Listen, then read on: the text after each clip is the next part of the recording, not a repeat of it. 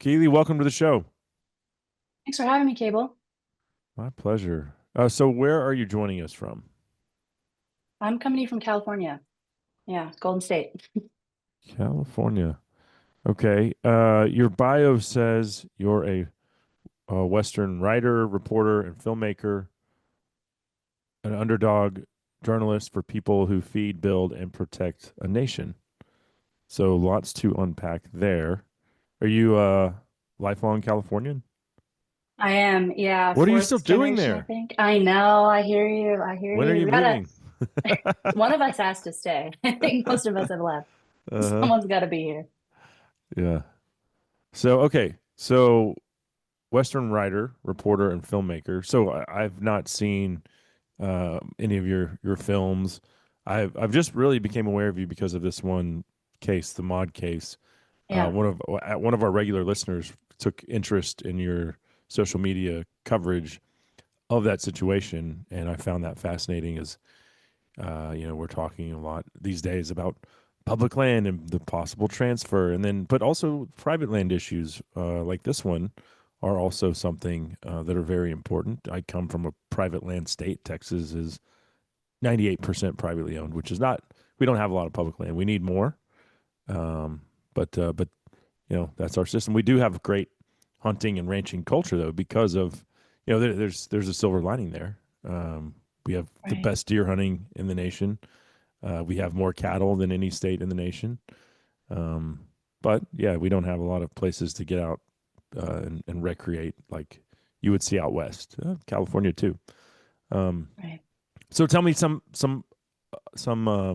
information about like the films that you've made and your background there. Yeah, sure. Well, I'm a very scrappy filmmaker. I didn't go to school for it.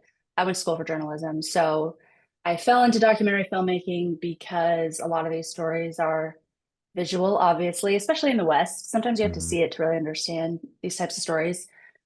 So I just started playing around with it. I was able to work with some great people. I have an awesome team. Our first full-length film was on kind of California ranching, actually, and the struggles California ranchers face, which, you kind of alluded to. It's not an easy place to be a rancher. It's not an easy place to really be a rural person. The state Mm-hmm. is controlled by a few very populated pockets, and it's easy to forget about the rest of us. So I did that documentary, I think 2023. And then last year, I did a short doc on a murder in Northern California of a elderly rancher by no one knew who it was by. It's still unsolved officially. I kind of think Mm-hmm. at least we have a compelling, you know, suspect by the end. I'll say that as Mm-hmm. my opinion, allegedly. Whatever Right. legal term I'm supposed to use, but you can make up your own mind if you watch it. But where I grew up in Mendocino County is very kind of a fraught place. It's famous for black market marijuana production. That's kind of its infamous, notoriety, what people might know Mendocino for as part of that Emerald Triangle. Mm. And that's what we thought the murder had to do with. We thought that was related to this rancher's murder. So we dove into it. Interesting. Okay. And those are available where on like your YouTube or The West Coast doc, which is called You Just Can't See Them from the Road, that is not released right now. There's some screenings happening in California. Hopefully, it'll be available to the public pretty soon. The other one you can watch at Real Clear Politics or off my website. I link to it, american1.com. okay. Yeah, Real Clear Politics always seem to have the most accurate polls, so that's how I'm That's familiar right. with them. Yeah, Yes. they're Yeah, pretty they good. were, yeah, the last presidential election, they nailed it. They always they compile all the best polls so you get a good Hmm. overview. Yeah. So okay, then you also factor in, and I've seen a lot of this coming out of mostly a lot out of Colorado. But I think there's a county maybe in California that has like declared a state of like disaster or something on because of wolf depredation Yes. on livestock, Hmm. and even like Joe Rogan just posted something from I think it was outside of Aspen. One of his friends has a ranch there, and they just over the weekend had multiple calves, calves killed by wolves. Yeah. And it's like, Yeah. okay, well. ballot box biology. This is what you get when you let, and you alluded to it in California. Colorado's no different. Boulder and Denver kind of set the voting precedent for the rest of the good rural folks, and they take it on the chin. And now you have all these ranchers with their livelihoods being affected. And California has no wolf management plan, so I don't know. Probably not going to get one either, seeing how California protects apex predators seemingly above everything else. But is that something that you're seeing a lot of in California? Yeah. Yeah. California is like a very pro-predator state across the board, Yeah. it seems. That seems to be their main operating, um, their preference is to protect predators, whether they're human or animal. That seems to be the way that our Right. government is behaving. So all up north, I don't know have you ever been to Northern California, like Shasta or Siskiyou or any of that kind of area? My time in California has been San Diego, San Francisco. Unfortunately, I had to go there for a wedding. A homeless guy I'm spit on me when sorry. I didn't have any money for him. I was like, I No. don't ever want to go there. Go back there. But no, California is such a beautiful state. And then Yes, we did a it is. drive to from like San Francisco towards Monterey and kind of went up the coast. And I don't know the name of the highway. I'm sure it was a famous scenic drive. But then we went to the redwoods and did all that cool stuff. Monterey has an amazing aquarium. Yeah. But no, that's the gist of my experience in California. Yeah. Okay. Okay. Well, if you were just dropped up in like Shasta County or Siskiyou, it Hmm. doesn't look like anything, it's very shocking. It's super, super rugged and remote and mountainous, and you can get really isolated out there. So that's the part of the state way up north, kind of close to the Oregon border, that's having a lot of wolf problems. I think a few counties have now, like you said, declared a state of emergency because of the Hmm. wolves. So I've been talking to a lot of ranchers out there about it. And it's really interesting because Colorado, it was like this big buildup. And we heard a lot about it in the news because of that bill that they voted on to Yeah. release wolves. We didn't vote on it. I have heard some conspiracy theories about people saying they found cages in the woods, they've seen suspicious things, but for whatever reason, the wolves are here. I'm sure some of them migrated. Mm. But they're here now and they are reproducing and wreaking havoc. And I think this year it seemed to hit like a boiling point all of a sudden, where there's been a ton of cattle deaths and everybody's just experiencing like, okay, this is a crisis now. This got serious. Hmm. I don't know that any of the wolves in California are collared like a lot of the ones that I think maybe Yeah. all of the ones they've released in Colorado are, and they keep turning up dead. Right? They've already had four. Four have died in 2025 alone. In Colorado. Yes, already four Wow. just this year, and Well, there's only 15 of them. So the mortality rate's pretty high, yeah. and everyone's probably familiar with like the whole wolf scene from what's the Yellowstone, right? Where Oh, they right. shot the collared one, and then it's like, how do we Shoot, dispose shovel, of and this shut thing? up. Yeah. Yeah, but I feel like shoot, shovel, and shut up is, and I have never advocate for breaking any type of game laws, whether you agree with them or not. Yeah. But with the caveat of, if you're a rancher and the state is saying, hey, we don't care about you or your rights or your livelihood, yeah, I'm going to say shoot them. Yeah, and they don't care at all. Nobody's going to help No. you. And the sheriff half the time is going to look the other way because they're dealing with it too. They have Yeah. to deal with the exact same thing, so they're not going to pay too much attention. I talked to one rancher who said they're way super remote. I think it's called Dixie Valley Ranch, and they have kids living in the ranch bunkhouse up there, and there's a little sandbox like 50 feet from the bunkhouse, and they keep finding wolf tracks between the sandbox and the house. So their Mm. kids are on lockdown. When they're home from school, they can't go outside without an adult, and they're really worried that their kids are going to someone's going to get hurt, and it's really only a matter of time. I mean, it's so Hmm. ridiculous to this one apex predator won't bother humans. Europe Right. exterminated them for no reason. Don't worry about that. Just Yeah. sheep deaths. Yeah. Yeah. And I'm not for extirpating them again. No. Like they're here, cool.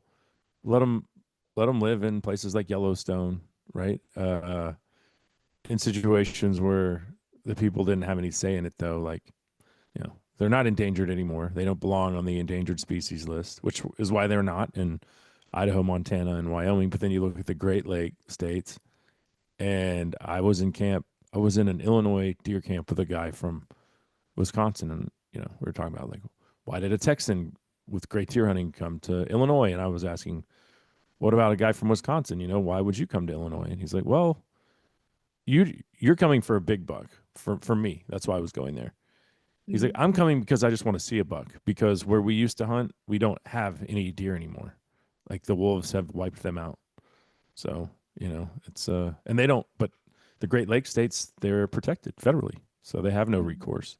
They don't have any Wow. season. Yeah. So much the same, with California and Yeah. Colorado reintroduced wolves with no management plan. So, Yeah. you know, I know. I mean, if you manage them, I'm not sure how I feel about it because I do think like humans are an apex predator. So wherever we are, there's going to have to be less of the other predators, right, to manage mm, these strange animals. But at the very least, you have to be able to manage them so that wolves can stay wild. It's nobody wants a wolf in there walking down Main Street, which is what's happening in like right. Shasta County. Um, so it's kind of cruel to actually not let them be what they are, which is a wild animal, and stay up in Yeah. mountains where they can hunt. When they start interacting with humans, then the whole population, people aren't going to put up with that forever. Yeah. Well, yeah, they can't lose their inherent fear of humans, or that's what you're going to have these Right. issues. Um, and then you guys famously protected, I say you guys, California, Yeah, don't let me they in, Cable. protected mountain lions back in the 90s. Yeah, And, uh, you know, California Fish and Game, or whatever the governing body is they always say pretty mum on how many they're killing, but it's the same number. It's not like the cats aren't getting killed. right, We right. just Oh, don't want it in totally. the public eye, right? It makes us look bad.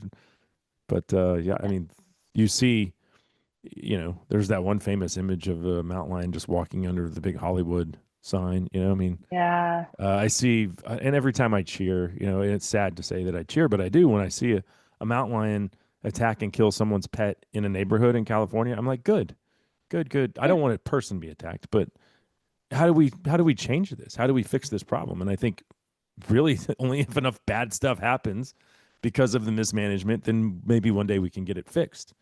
So yeah. I sorry, know. I mean, Fido. I don't want dogs and cats killed either, but it's that trope. It's now becoming a trope of like Denver doesn't vote to have wolves in Denver. They vote to have Right. wolves where they don't have to see them and deal with them. So, yeah, if you guys don't feel the effects, you're not listening to the rural constituents who have to deal with it. You're going to feel it sometime. Nature can't stay away from you forever. You're not that protected in Denver. Hmm.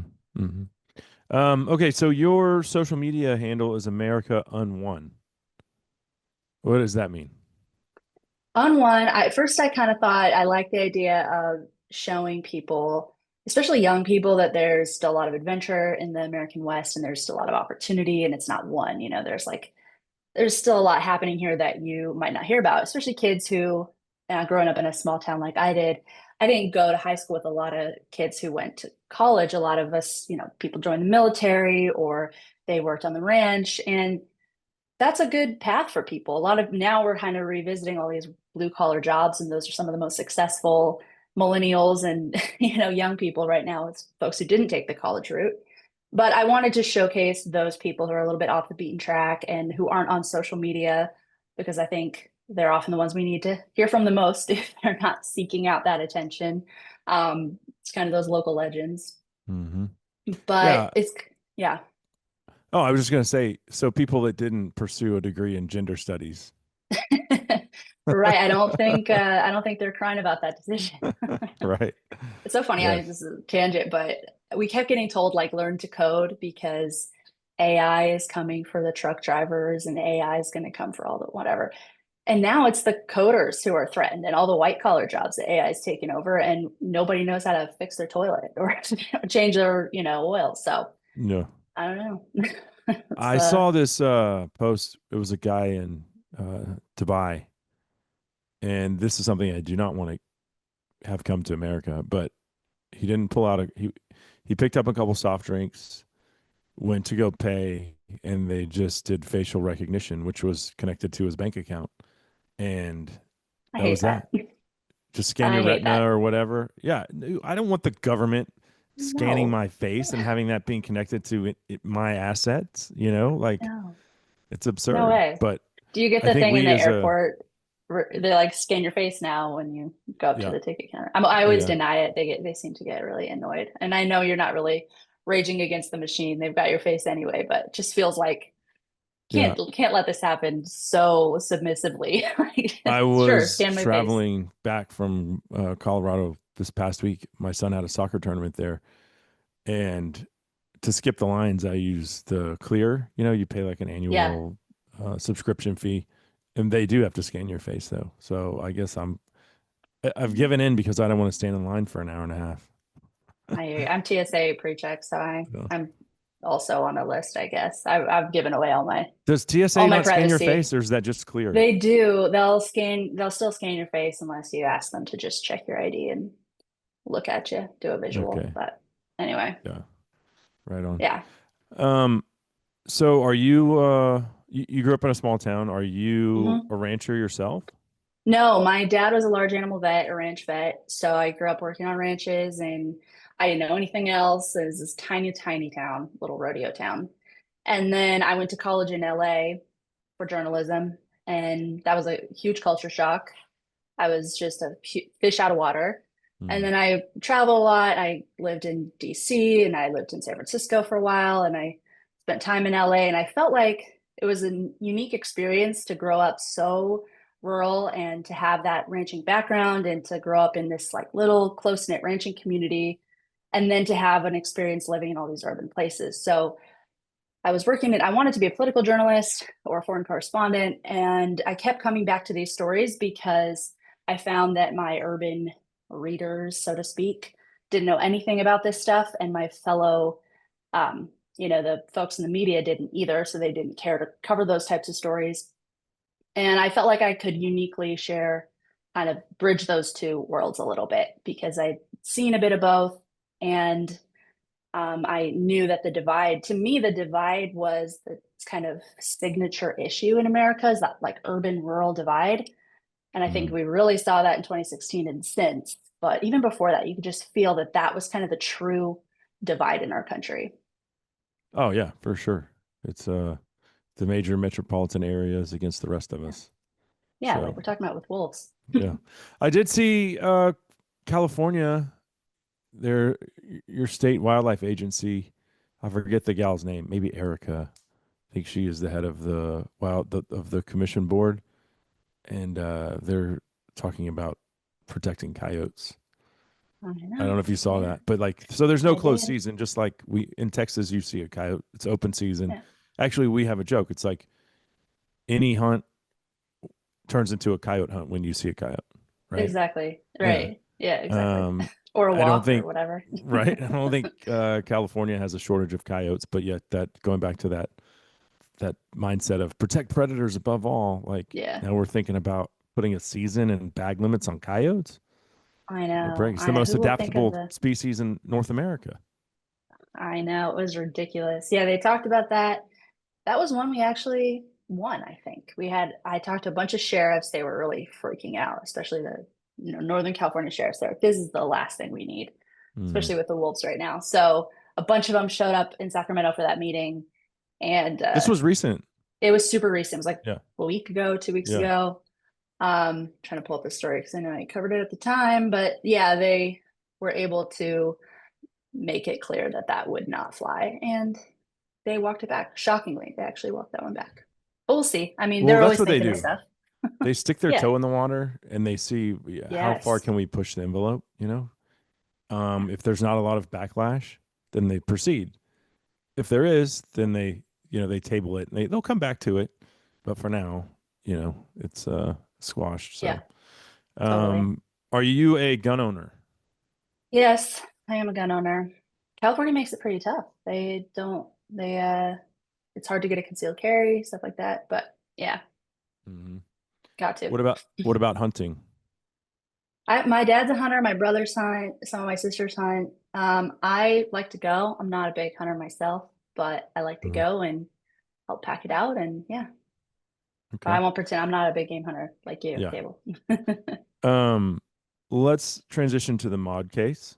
Okay. So if you will provide the background for this story and how you came across it, because I've seen tidbits here and there, and I've looked at most of your coverage on it, but I'm not really well versed in the situation. But like I said at the beginning, I found it fascinating.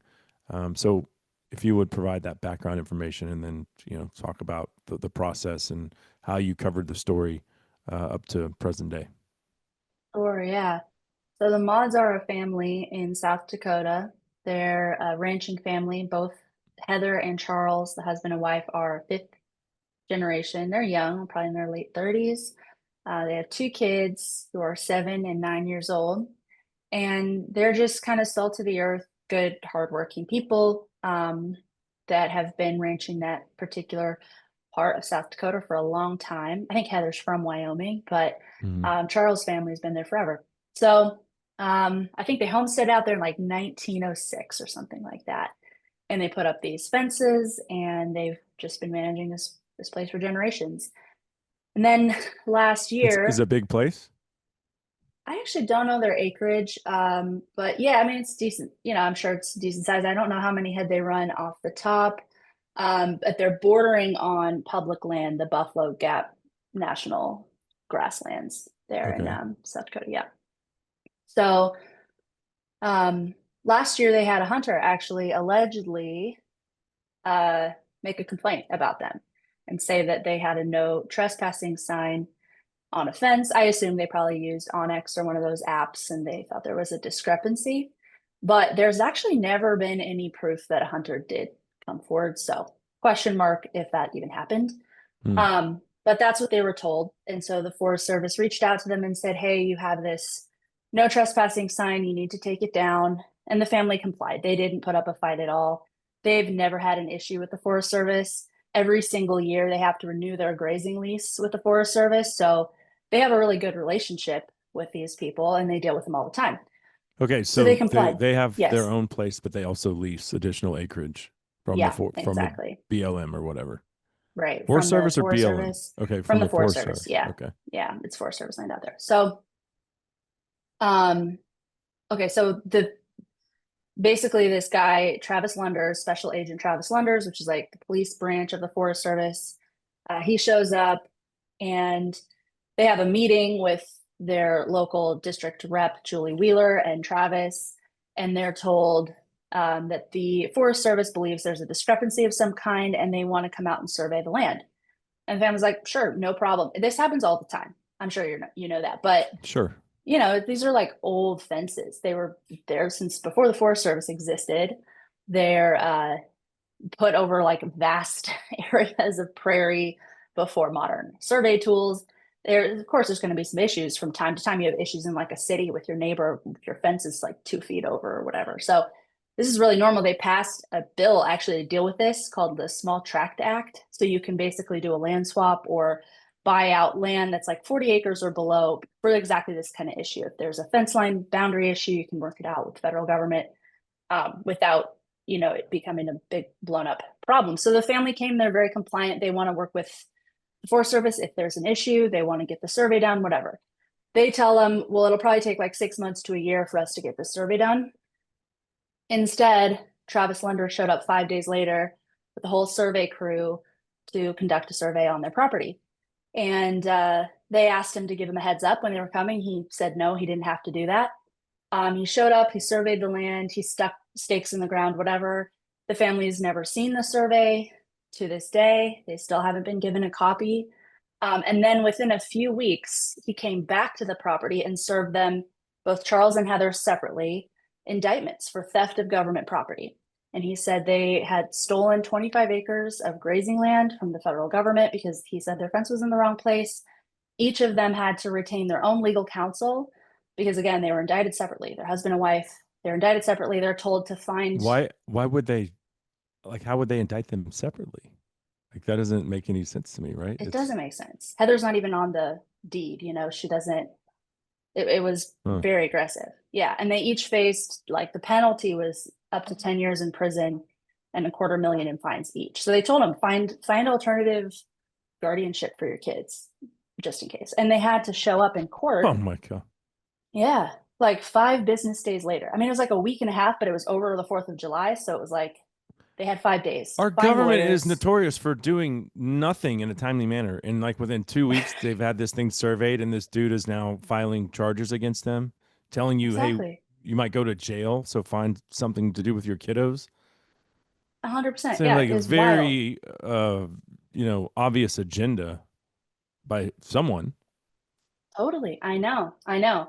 Yeah. And this guy, when I was digging into it a little bit, he has a reputation. Other people have dealt with lenders. And so, but all that to say, he gave him, they had 5 days to show up in court, 5 business days, over the holiday weekend or whatever, to find lawyers, to find someone to take care of their kids, because you can get put in jail. You can be held at your hearing. So they didn't know. They could show up in the courthouse and not come home. So they had to figure this all out, each get attorneys separately for 5 days. At this hearing, the judge told them they weren't allowed to talk about the case with each other, husband and wife, and took all their guns, said that their right to bear arms was rescinded and all of their firearms had to be collected and confiscated.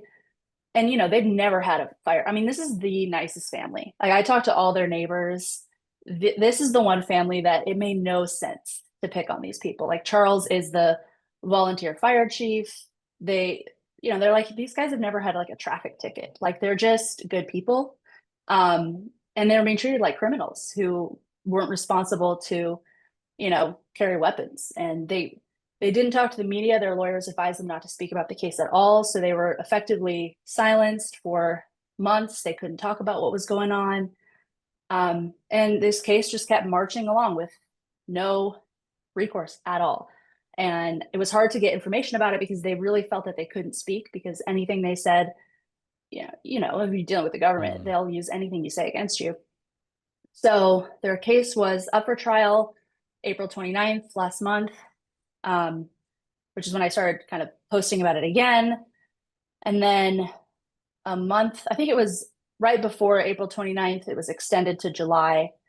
And then in the middle of all that, Brooke Rollins, the Secretary of Agriculture, stepped in. She learned about the case, and her and Attorney General Pam Bondi announced that all the charges would be dropped. And they had the family out for press conference. They apologized to them, or they tacitly apologized to them. They acknowledged this was insane behavior. The Forest Service supervisor retired that week. The guy who was over this case, Jack Isaacs, who came up when my Uh-huh. reporting too, he just decided that would be a good week to retire, so he did.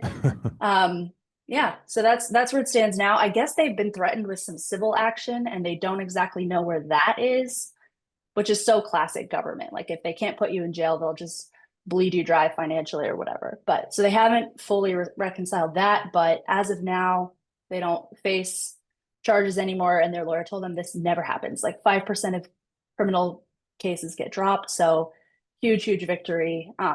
But should never have happened in the first place. I mean, a year of just stressing these people out for no reason. And so these good rural folks had to hand over all of their firearms. Have they gotten them back? Mm-hmm. They did get them back. Yeah. And And how you're long out, did the government have their firearms? I guess, like a year, close to a So year. I'd be pissed. Like, so now I've Right. missed my hunting season, right? Totally. Like, I I love that's mean, where your mind from goes. my perspective, I don't Yeah, have to totally, mention the totally. right to Yeah, defend myself, right? Like, right. A hundred which the percent. Second Amendment doesn't exist, so we can all go hunting. It's for something completely different. It's a nice Love byproduct, both. Yeah, probably yeah, my favorite, exactly. but It's your right. Yeah, that would piss me off to the point where I would be seeking like restitution. So I don't know if they're going to lawyer up and sue anybody, but that would be that's crossing a my good mind question. right now. That's a good question. I know. I just interviewed Heather because she finally we were able to talk um last week. But yeah, that's a great question. They're still dealing. I mean, they're back to square one. It's not like this is. They still have to figure out the boundary issue. Hmm. So they're kind of back to that. But And this yeah, fence is older than both of us yeah. probably combined. Oh, totally. They never touch that fence. They're not allowed to move the fence. They can't just go look on Onyx and be like, I guess we should move this fence. They'd have to get permission to do that. And basically Yeah. when you get your grazing agreement renewed every year, it's like the Forest Service is, the way I understand it, is they're acknowledging like where the fences are is where our boundaries are. We're good with your setup. Like, we're giving you a grazing agreement. Yeah. I wonder who put the fence up originally? Like, if it was the Yeah, Forest Service, right. then shut Yeah, the hell up. right. You don't even have a leg to I, stand on. It's your fence. I mean, I don't I, know. It could have been 100 years ago, but yeah, that I would think it might have historically been, be but interesting to find out who actually put the fence there. totally. Yeah. Yeah. And then the neighbor, I talked to a guy named Frank Bloom reporting on this, and I did like some stories on there's some weird stuff out there. Like the Nature Conservancy owns some land out there, Patagonia owns some land out there. They've wanted this, like, there's this corridor, this wildlife corridor that they've wanted to turn into protected wilderness for a long time. And that didn't go through, but it's kind of interesting, like all the ranches on that wildlife corridor, they just seem to have like an above average number of run-ins with the Forest Service. So, whatever. I mean, it's a conspiracy theory, but what else are we supposed to think when you have this level of aggressive, unexplained action from these agents that are really designed to serve the Hmm. citizen?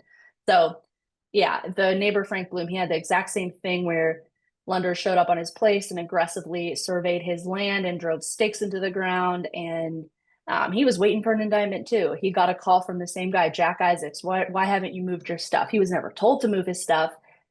Lunders just showed up, put stakes in the ground, and left. And I guess he was supposed to obey that like implicit announcement by the federal government that you actually don't own this land and you got to move all your Hmm. stuff off of it. So he was waiting for an indictment too.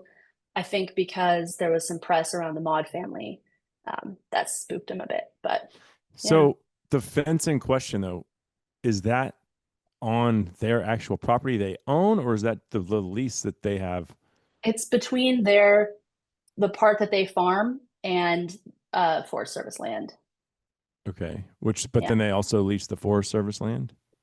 And I don't know if they lease the part next to it because they're just farming that piece. Okay, Um, so they're I saying think, that this is yeah, their own private land that is 25 feet right, past the boundary that has been in place for a century or right. more.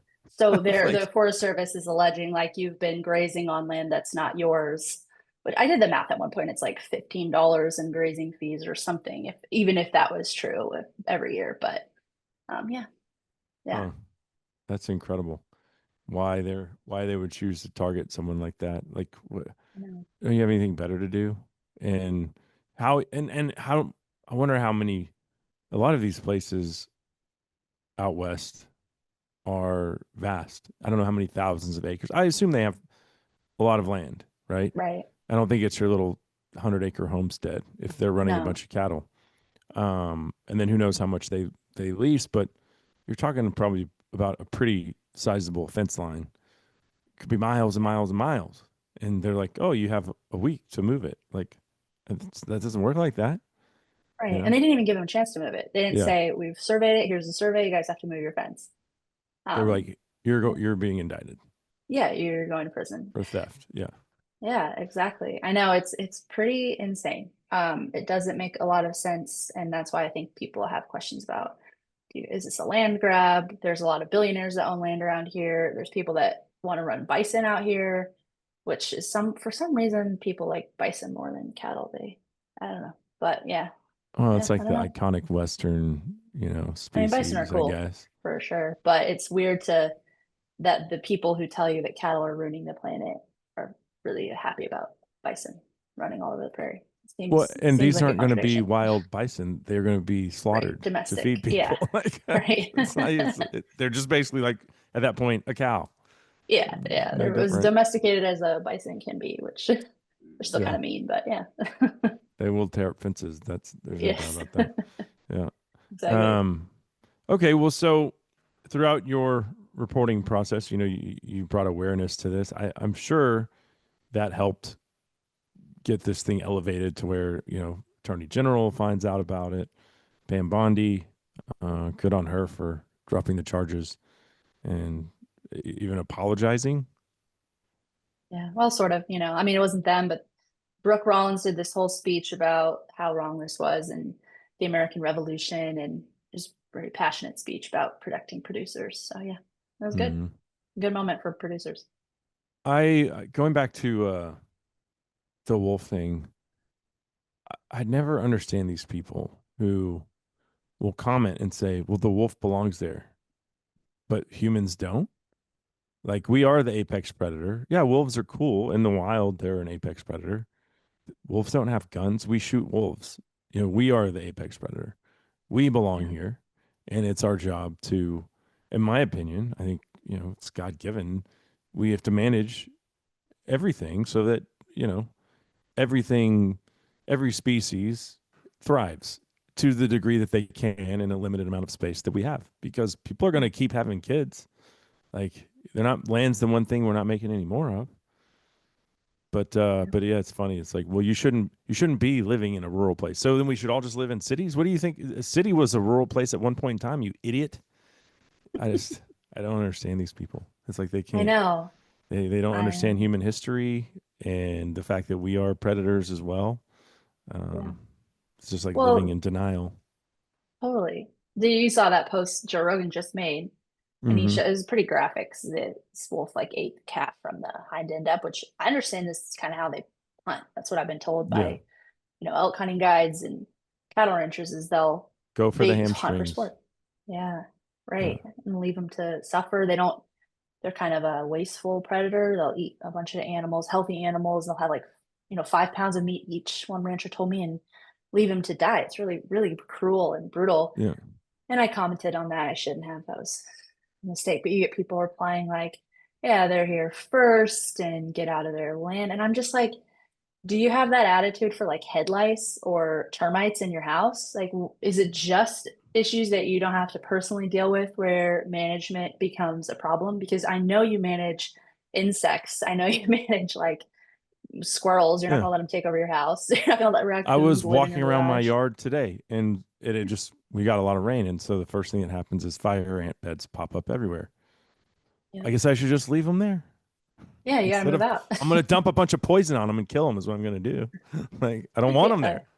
that's just how it goes. But it's Yeah, like, it's very speciesist. yeah, You yeah. get to kill fire ants in San Francisco, but you can't touch wolves in Northern California. Uh-huh. You just got to move out. And all these Yeah, people eat meat, they just don't raise it. So they're like, oh, this is the rancher's fault for those are the not worst. That's having. worse than a Oh yeah, vegan because I get yeah. the vegan is they're living At in least you're this, committed. they've got this moral construct that they adhere to, and it's idiotic. I mean, it's unhuman. It's not in our DNA. You're saying you've made yourself something that you are not biologically designed to be. Okay, but morally and emotionally, that's your world. The people that eat meat and say, "Oh, you shouldn't hunt or you shouldn't kill a predator," I'm like, get out of here. You're the worst. You're worse than the vegan, in Yeah, my I opinion. agree.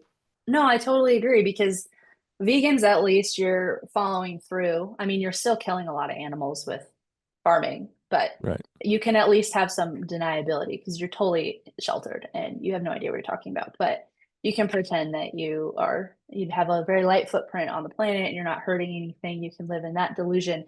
But if you eat meat and then you're going to be critical of hunters and people who actually do all the dirty work that you outsource, then you're just a hypocrite. And I have Mm-hmm. no respect for you at all. Mm-hmm. Yeah. Oh, and the vegan driving around. Well, not anymore. They used to drive Teslas. Uh, Not anymore. no, now they torch them and firebomb them and key them and everything. But I mean, like the cobalt mines in the Congo, which is where I mean that's the number one cobalt producer in the world, and you have to have cobalt to make these lithium batteries. Uh, you think how humane is that? I've seen the artisanal. They call them artisanal, like that's like a good thing. Really, it's like you're slaves. You're getting paid peanuts, risking your lives. They're wearing flip flops in these mines. They don't have proper equipment, nothing. And you're okay with that? That they are. They seem to be like. Oh, and then Yeah. I saw this video the other day. Keely, it was a landfill in China and it was just e-bikes like the ones that you would rent like when we were in Oh, Denver they've got those scooters or e-bikes on every street corner and you can just Uber them and get to wherever you want to go. Well, those batteries die and then they just take those bikes and scooters and just put them in a landfill. And I'm not saying it was just a little landfill. It was a drone, it was drone footage of it, and it was I don't know how many acres and acres and acres. It was a massive thing, and all it was just bikes. They just It's get trashed horrifying. when the batteries die. That's horrifying.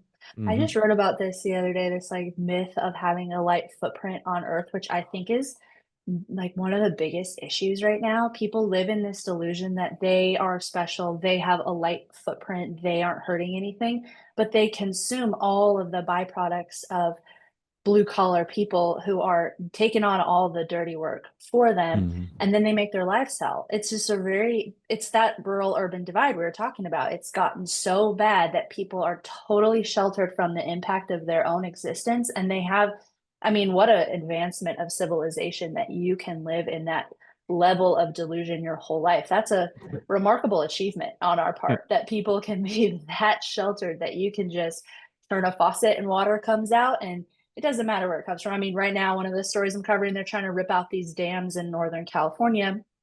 And again, like, great, have better fishing habitat. There's lots we can do to have better fishing habitat. I'm a fisherman, I appreciate that. But people need to drink water. That's just reality. This is where Hmm. your food comes from. And in LA, where they're very pro dam removal, I go up and fish in the Owens River Valley all the time, which used to be a beautiful, thriving place, and now it's sucked dry because that's where LA gets all its water from. But they don't have to think about that. They don't know that. They don't go out to Owens River Valley. They have no idea where their water comes from. They just turn the faucet on and the water comes out. They don't know that they displaced a bunch of Native American tribes that used to live up there. Now they don't have any water. So it's just like this total delusional hypocrisy. And I don't think, I'm not trying to say And people they're in the same cities people are that would evil. say Native Americans were here first, give the land back to them.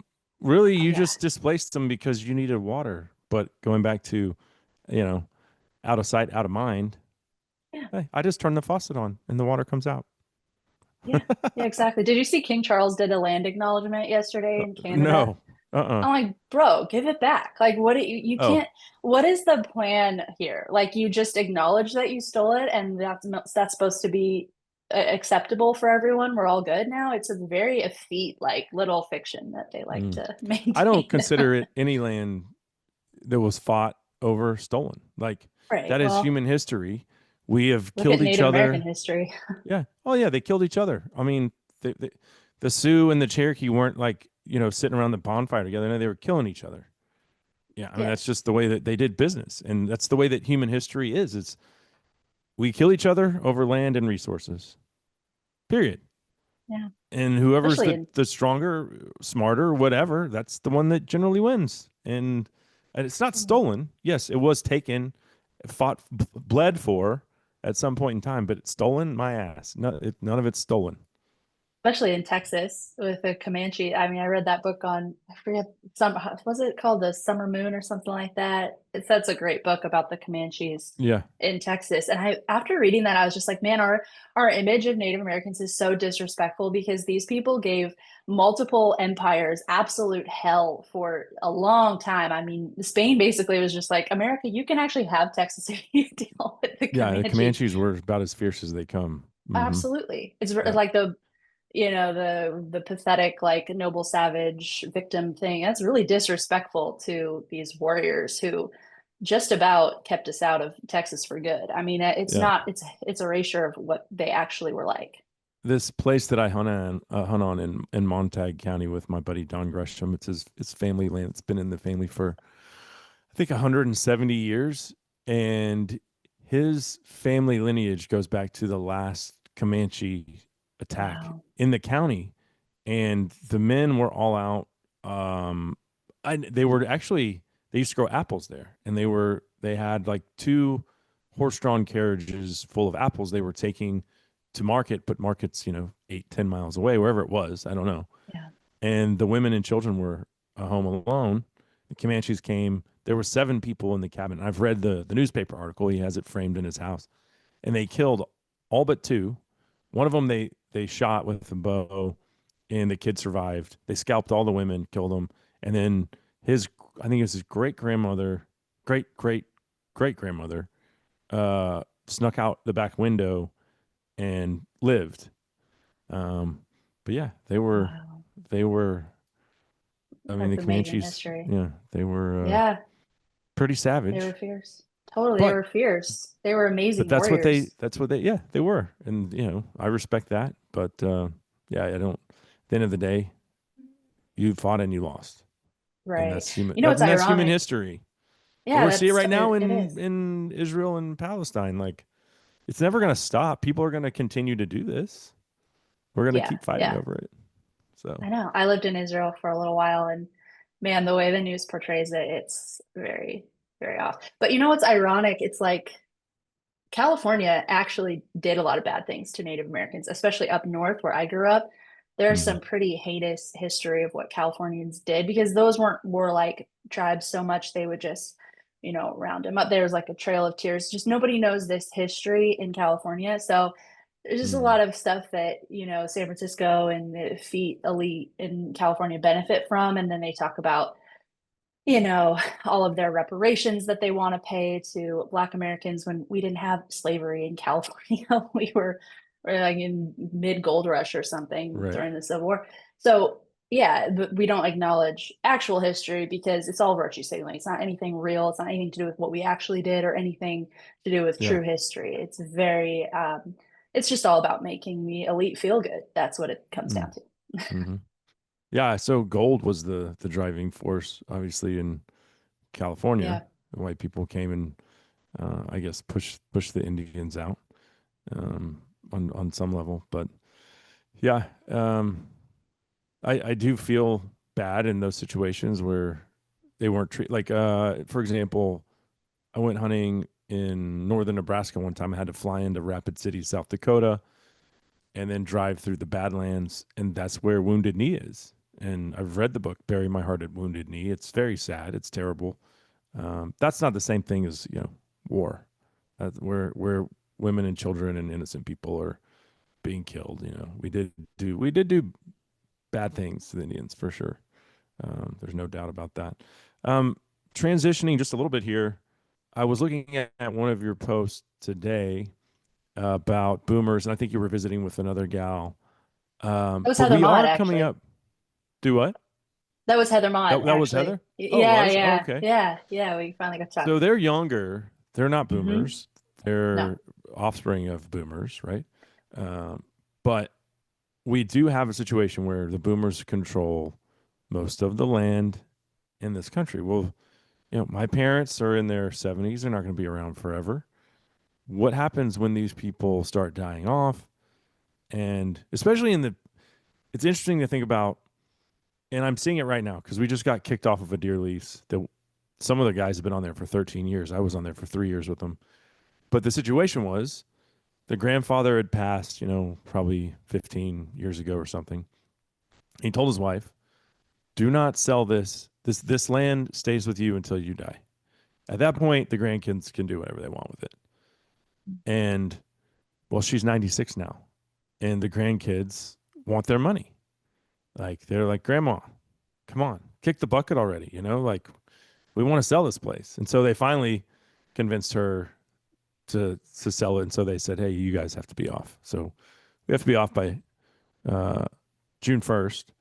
And but that situation isn't unique, right? You see the second, third generations acquire huge pieces of family land and then they want to sell it, which often means it gets broken up, which often means it's bad for wildlife, habitat fragmentation. Um, but so I don't know. What are your thoughts on the direction of how's this going to play out when a lot of kids and a lot of the kids have moved off to urban areas. They don't even want to be involved. Like the kids that the grandkids that I'm referring to, they don't want anything to do with that land. They don't want to ranch it. They don't want to farm it. They don't want to hunt on it. That's why they leased it to us. So it's an Yeah, interesting situation that we're going to be coming up on in the next 15, 30 years. I agree. Yeah, it's going to be, I heard it said it's the largest land transfer in history. I think Heather raised that in her conversation. It was a really good point.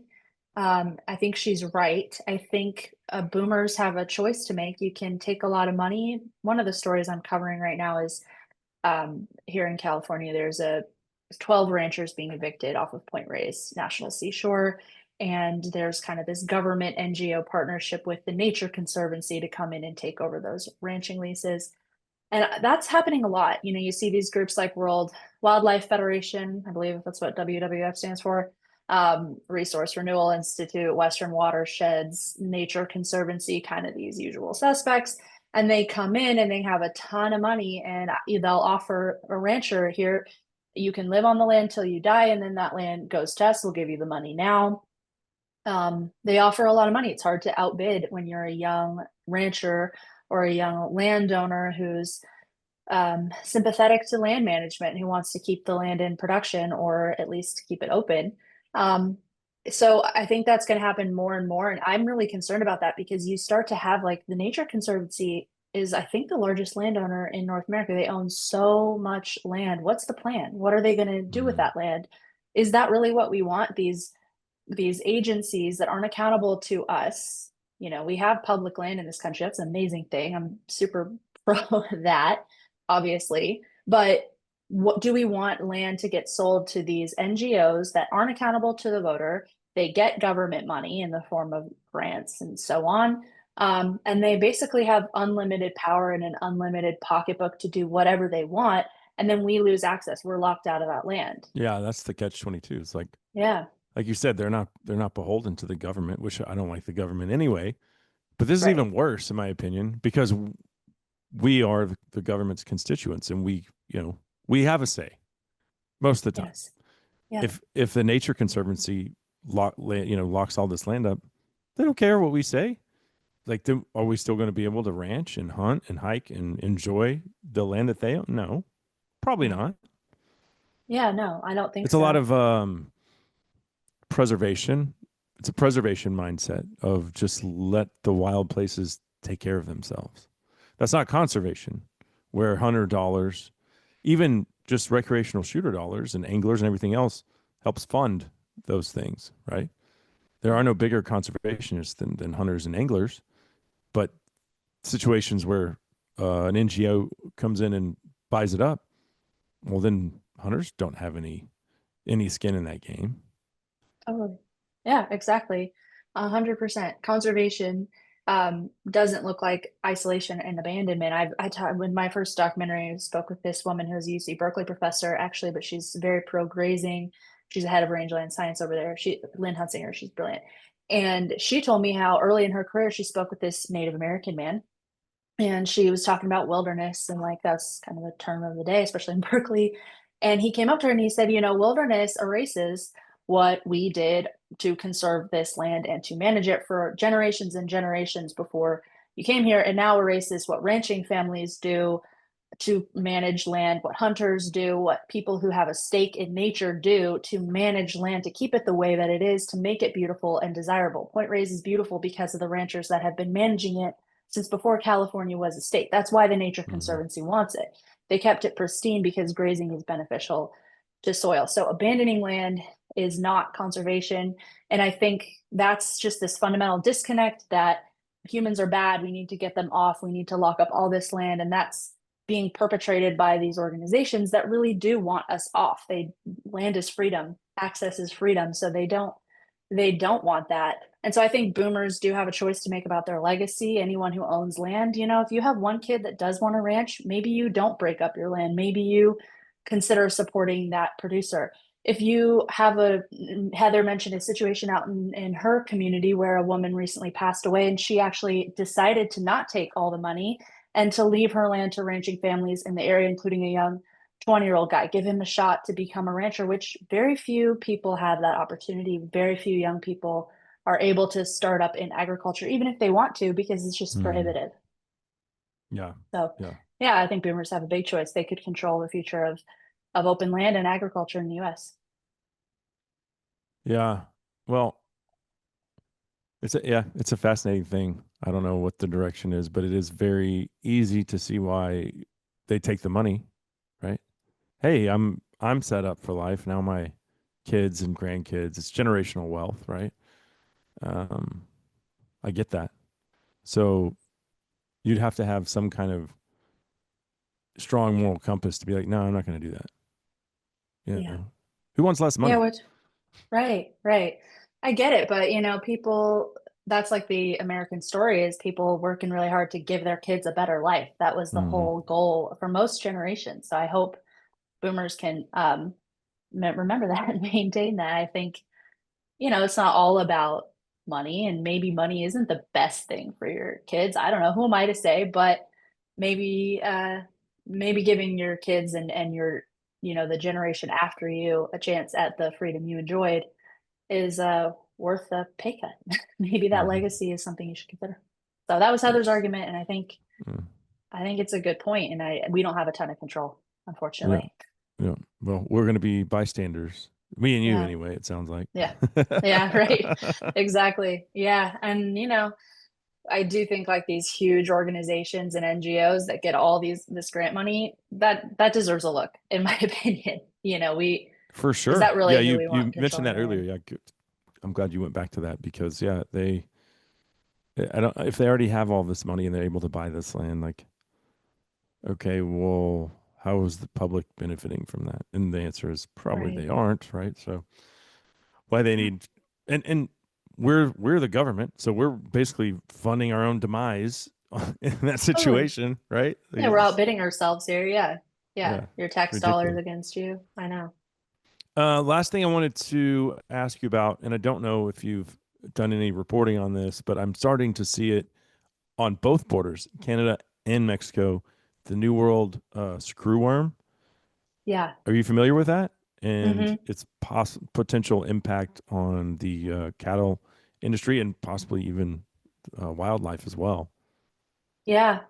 Yeah, my dad, so my full-time job, I work at a ranch software that my dad started called Ranch Vision. So we've been covering that because a lot of our users are curious about it, and he's obviously a large animal vet. So um the New World screwworm, I think it used to be here in the US. I've talked to ranchers who used to deal with it. We eradicated it in like the 70s by releasing Mm, a bunch of infertile male flies. So that basically, or maggots, so that yeah. stop the parasite outbreak. And we've kept it like in a buffer zone south of Panama just for decades. There's been like a case popping up here and there, but we've worked really hard to keep it very far from our border. Now there's some cases popping up in Mexico. I actually haven't heard about Canada. I'll have to look into that. But I know that Brooke Rollins I'll shut send you down the the. link to this article. Yeah, please. That's Yeah. concerning. That's super concerning. They're really nasty and they can infect people too. But Brooke Rollins shut down the southern border to all live beef, horse, and bison imports, I believe, at least until they can prove that there's not an issue in Mexico. So that was good. I think the previous administration would have drug their feet more. I think it's nice to prioritize our own domestic supply here. It's kind of the Uh-huh. USDA's job. So hopefully that helps. But yeah, Canada, that's concerning. Hmm. Did it just Yeah. skip right across us? I doubt it. I don't know. I'll send it to you Yeah. though. Yeah. It's actually a whitetail breeder in South Texas sent me the Canada link. So yeah. Okay. Well, so a little insight there. I'll probably get a biologist on in the near future to really dive into that. But just figured you Yeah, please. I'd love to listen to that. probably I had just know seen they're some really stuff on it. nasty. Hmm. Okay. So where can folks find you, Keely? You can find me at UNWON.com, America on One. It's where I am on all the, YouTube and X and Instagram and all that good stuff. Awesome. Well, I appreciate the time today. Thanks for jumping on, and look forward to continuing following along in all of your reporting. Thank you so much, Cable. I love what you do, and I really am honored to be here. Hey, likewise. I like the. We need someone representing the blue collar folks and telling their stories, right? I mean, because Yeah. stuff like that so easily gets swept under the rug. How would I have ever heard about the mod case? You know. Yeah, So, I know. I uh, know. you, Mainstream media never covered it. what you're doing is important. So, thanks again. Thank you, sir. Appreciate it. Good talking to you. Take care. You too. Bye.